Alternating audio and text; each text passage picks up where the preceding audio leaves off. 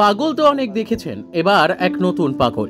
৩০ বছর ধরে আম পাগল বিমানবন্দর আম গাছের পরিচর্যা করে চলেছে। নেশা তার বিরল প্রজাতির আম গাছ সংগ্রহ করা। তার সংগ্রহে রয়েছে প্রায় ১১৫ প্রজাতির আম গাছ। আশ্চর্যজনকভাবে তার সংগ্রহের প্রতিটি আম দেখে যেমন মুহূর্তের নাম বলে দিতে পারেন। জেলার মাটিতে যে দেশি প্রজাতির আমের পাশাপাশি বিদেশি প্রজাতির আমের চাষ সম্ভব তা প্রমাণ করা তার উদ্দেশ্য। সেই দিক থেকে তিনি অনেকটাই সফল এবং দৃষ্টান্ত। জেলার মাটিতে ফলানো এসব আম দেশের বিভিন্ন প্রান্তে তুলে ধরাও তার লক্ষ্য। ইংলিশ বাজার ব্লকের বিনোদপুর গ্রাম পঞ্চায়েতের বিনোদপুর গ্রামের নিজের বাগানই হয়ে উঠেছে এখন সংগ্রহশালা। আগ্রহী চাষিরা তার কাছে পরামর্শ নিতে এলে সহাস্যে পরামর্শ দিয়ে থাকেন। বয়স যখন ১৫ তখন থেকে আম গাছের পরিচর্যার সঙ্গে যুক্ত। অভিজ্ঞতার দিকে এখন তিনি হয়ে উঠেছেন আম মাস্টার। কাজী আমিরুল ইসলামের রিপোর্ট, এস নিউজ বাংলা। আচ্ছা, আমরা এখন ভ্যারাইটি নিয়ে চলে এসেছি। এবার এই যে দেখতে পাচ্ছেন বিমান মণ্ডলের সঙ্গে ক্যাপসুল, আমরা এখন দাঁড়িয়ে ক্যাপসুল ম্যাঙ্গো অমৃতির বিনোদপুর এলাকায় গাছ দেখালাম আপনাদের, দেখছেন এটা কথাও দেখিয়েছি। এবার মানে বিভিন্ন প্রজাতির আম তিনি চাষ করে এর মধ্যে নজির তৈরি করে ফেলেছেন। ছোট আম আমরা শুনে নেব বিমান বাবুর কাছে কিছু কথা। আচ্ছা, আপনার বাগানে কত রকমের ভ্যারাইটি হবে?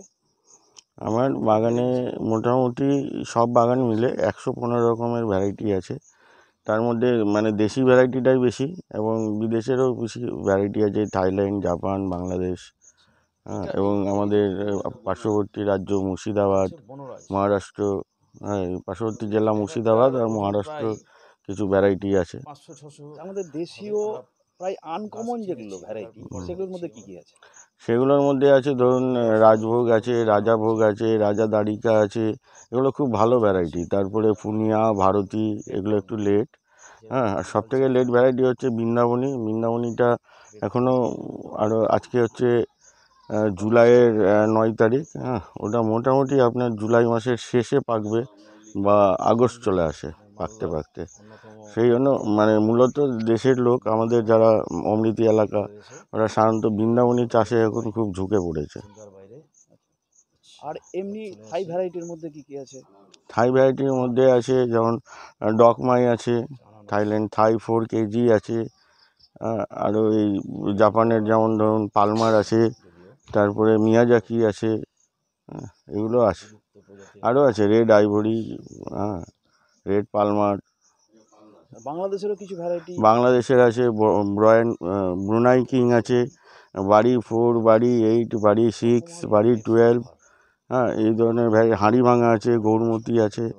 হ্যাঁ, প্রায় সমস্ত রকম ভ্যারাইটি আমার এই বাগানে লাগানো আছে। এই আমগুলো, এতগুলো আমের নাম বললেন, এই আমের গাছগুলোকে চেনেন কি করে? দেখুন, আমার যখন ১৫ বছর বয়স তখন থেকেই আমের আমার বিভিন্ন শখ। আমি চেষ্টা করি বিশেষ করে মালদার আমকে প্রমোশন করার বিভিন্ন জায়গাতে। যতটা পারি আমি কম পেস্টিসাইড ইউজ করি এবং আমি আমার গাছের নিজের নার্সারিও আছে। মানুষজনকে আমি নিজস্ব গাছ ভ্যারাইটি দেওয়ার চেষ্টা করি সবসময়, যাতে জেনুইন এবং অরিজিনাল ভ্যারাইটিটা পাই। কারো যদি অবিশ্বাস থাকে তো এসে আমি গাছে ফল দেখিয়ে দিই, যেমন আজকে আপনাকে ফল দেখালাম। আর এমনি মানুষ যাতে না ঠকে তার ব্যবস্থা কি আছে? কারণ এখন বিভিন্ন নার্সারিগুলোতে দেখা যাচ্ছে যে একরকম ভ্যারাইটি বলে পরবর্তীকালে যখন আম ফলছে তখন দেখা যাচ্ছে অন্যরকম ভ্যারাইটি। মানে সেই ব্যাপারে কি বলবো? সেই ব্যাপারে ওরা বিজনেস মাইন্ডে কাজ করছে, আর আমি কিন্তু বিজনেস মাইন্ডে কাজ করি না। আমি সাধারণত চেষ্টা করি বিভিন্ন ধরনের আমের ভ্যারাইটিকে প্রমোশন করার সব সময়। হ্যাঁ, যেমন রাজভোগ ভ্যারাইটি আপনাকে একটা বললাম, অমৃতভোগ ভ্যারাইটি, আমি বিভিন্ন মেলা টেলাতে যাই, ওই আমগুলো আমার ১০০ টাকা পিস বিক্রি হয়। মালদাতেই মানে ফলে আমটা, কিন্তু হ্যাঁ, বাইরে থেকে আলফানসো যেমন এসে মালদায় বিক্রি হয় ১০০ টাকা পিস, কিন্তু মালদারই আম আবার ১০০ টাকা পিস বাইরে বিক্রি হয়। বাইরে বাইরে বলতে মেলা টেলা আর কোথাও ম্যাঙ্গো ফেস্টিভ্যাল যেখানে যেখানে হয়, ভালো ডিমান্ড রয়েছে। এবং আমি যদি ১ কুইন্টালও আম নিয়ে যাই, সেটা ১০০ টাকা পিস হিসাবে বিক্রিও হয়ে যায়। রাজভোগ, অমৃতভোগ। রাজভোগ কি আমাদের দেশীয় ভ্যারাইটি? হ্যাঁ, দেশীয় ভ্যারাইটি, মানে গুটির একটা ভ্যারাইটি। আমাদের অনেকগুলো ভ্যারাইটি আছে, যেমন গুটির ভ্যারাইটি অনেকের ভালো লাগে, সেই গাছটা রেখে দেওয়ার চেষ্টা করে। হ্যাঁ, যেমন বেশিরভাগই হচ্ছে গুটি ভ্যারাইটি, কিন্তু কমার্শিয়াল ভ্যারাইটি কটা আছে, যেমন ল্যাংড়া, লক্ষণভোগ, হিমসাগর, আশ্বিনা, ফজলি, এগুলোই হলো কমার্শিয়াল ভ্যারাইটি। বাকি সব তো গুটির ভ্যারাইটি। গুটির মধ্যে যে যেমন পেরেছে নাম দিয়েছে। এটা সত্যি দেখার মতো। তো চাষিরা যদি রাজভোগ নিয়ে উৎসাহ দেখান তাহলে কি ভালো মানে লাভবান হতে পারবে? লাভবান হবে, কিন্তু কমার্শিয়ালি লাভবান হচ্ছে না।